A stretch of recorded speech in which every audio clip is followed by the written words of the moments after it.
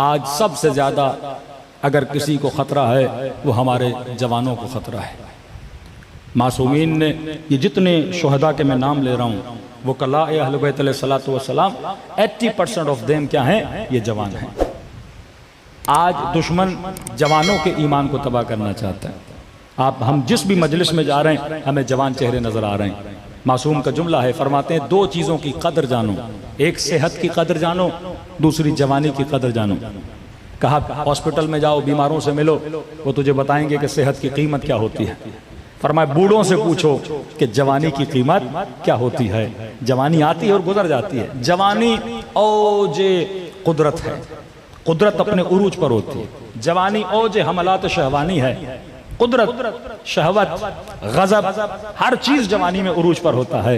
अब फरमाया अक्लमंद बंदा वो है जो अपने अक्ल से, अपनी हवा व हवस से नफ्स को कंट्रोल करता है। और कहा कि बेअक्ल वो है जिसकी हवा व हवस से नफ्स उसके अक्ल को कंट्रोल करती है। फरमाया जवान, जवानी में अपना ख्याल रखा कर, ये ना हो कि शैतान तुम्हारी जवानी को लूट के चला जाए। मैंने कल मिसाल दी थी ना, जब ईरान के जवान ईरान से भागने लगे तो रहबर मुअज्जम ने सख्ती से बोला कि ईरान के ब्रेन कहाँ भाग रहे हैं, इनको रोको वहां पर। पता चला क्यों भाग रहे हैं, क्योंकि दुश्मन ज्यादा से ज्यादा फैसिलिटी दे रहा है।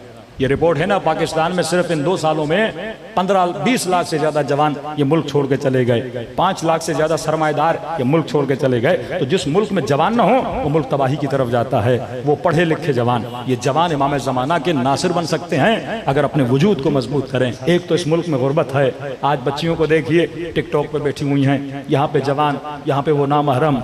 एक तो लज्जत हुसूली होती है, बंदा हासिल भी करता है, लेकिन आज उन लज्जतों को हसरतों में इन्होंने बदल दिया है कि खुद तो गुनाह ले रहा है लेकिन उसी की एक क्लिप मिलियंस में चली जाती है। यानी खुद भी फहाशी और फहाशत को फैला भी रहा है कि जवानों की जिंदगी सिर्फ शहवत में गुजर जाए। आज वाकई यूरोप में औरत की कोई इज्जत, कोई वक़्त नहीं है। इस्लाम ने औरत को इज्जत दी। फरमाया मर्द अगर इसे हासिल करना चाहता है, मर्द इसको इज्जत से अपने घर में लाएगा, बिठाएगा। लेकिन आप चले जाइए शराब पी के क्लबों से निकलते हैं, कोई इज्जत नहीं। औरत सस्ती हो चुकी, टिश्यू पेपर की तरह यूज किया जाता है। वो फ्री में अपने जिस्म को दिखाती रहती है। इस्लाम ने हर चीज की इज्जत बनाई है। फरमाया अगर किसी को देखो पहले निगाह इंसानी से देखो, बाद में निगाह शहवानी है। लेकिन आज इंसान को सिर्फ शहवत का आलेकार बना दिया गया है। इस्लाम इज्जत का दीन था, इस्लाम वकार का दीन था। इस्लाम जवान को डायरेक्शन दिखाने के लिए आया। और अल्हम्दुलिल्लाह इमाम हुसैन की बरकत है कि इतने जवान फर्श अज़ाए हुसैन इब्न अली पर बैठे हैं।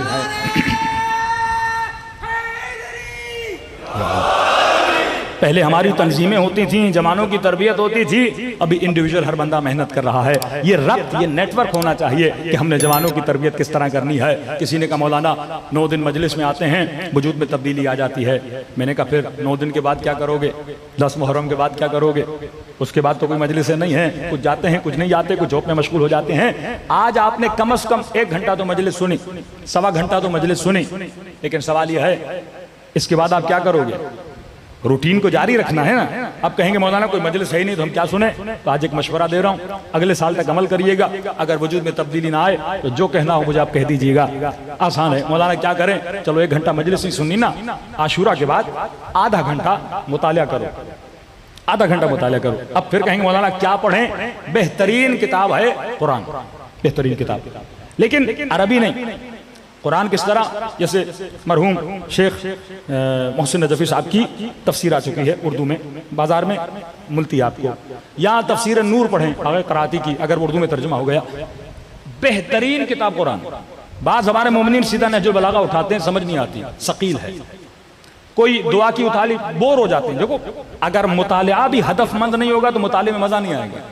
आज ये किताब उठाई, कल ये किताब उठाई, इस मुताले का कोई फायदा नहीं है जब तक हदफमंद मुताला नहीं करोगे। तो ये आप ठान लें। क्योंकि एक मोमिन ने ऑस्ट्रेलिया मुझे बताया मौलाना हमने आपकी बात पे अमल किया। कहते अभी मुझे 3 महीने हुए। कहते मौलाना मैं इतना डीप डिप्रेशन के अंदर था, लेकिन जब से मैंने तफसीर पढ़ना शुरू की है अल्लाह ने अजीब फरह मुझे अता की है। ऐसे खुश हूँ, दुनिया अब मुझे नजर नहीं आती, सिर्फ मेरा राब्ता किसके साथ है? परवरदिगारे आलम के साथ है। आप एक तफसीर उठाएं, बस आगे मोहसिन नजफी साहब की तफसीर उठा लें, डेली ½ एन आवर, सिर्फ आधा घंटा पढ़ें, सिर्फ आधा घंटा। कोई खातून है पढ़ना नहीं आता, बेटे को कहे बेटा आधा घंटा मेरे लिए पढ़ लो, अब तो अगर साहिबान हैसियत हैं तो आप तफसीर को वॉइस बुक बना दें। कोई बेचारा अंधा है, कोई पढ़ नहीं सकता, कोई बुढ़ा है, आप उसको वॉइस बुक बनाएं। और ऑटोमेटिकली भी वॉइस बुक, आर्टिफिशियल इंटेलिजेंस के बाद आप उसको वॉइस बुक भी बना सकते हो।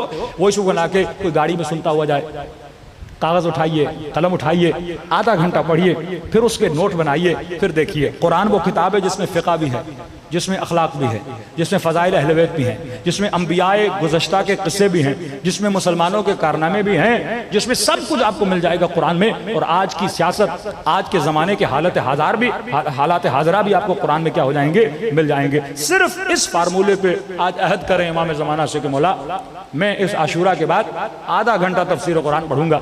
कितने की तफसीर की किताब मिलेगी? हाँ, 1500, 2000, 5000 खर्च कर लें कुरान मजीद को खरीदने में और उस कुरान मजीद को पढ़ने में। वल्ला 1 साल आप पढ़िए, एक मस्जिद के मौलवी से क्या 100 मौलवियों से ज्यादा आपके पास क्या होगा, इल्म आ जाएगा। और आप खुद हकीकत को पहचान भी सकोगे और साहिब बसीरत भी बन जाओगे और कभी भी हकीकत के रास्ते पे चलने में कभी झिझकोगे नहीं। इतना ईमान मजबूत हो जाएगा। सलवात पढ़े मोहम्मद वाले मोहम्मद पर।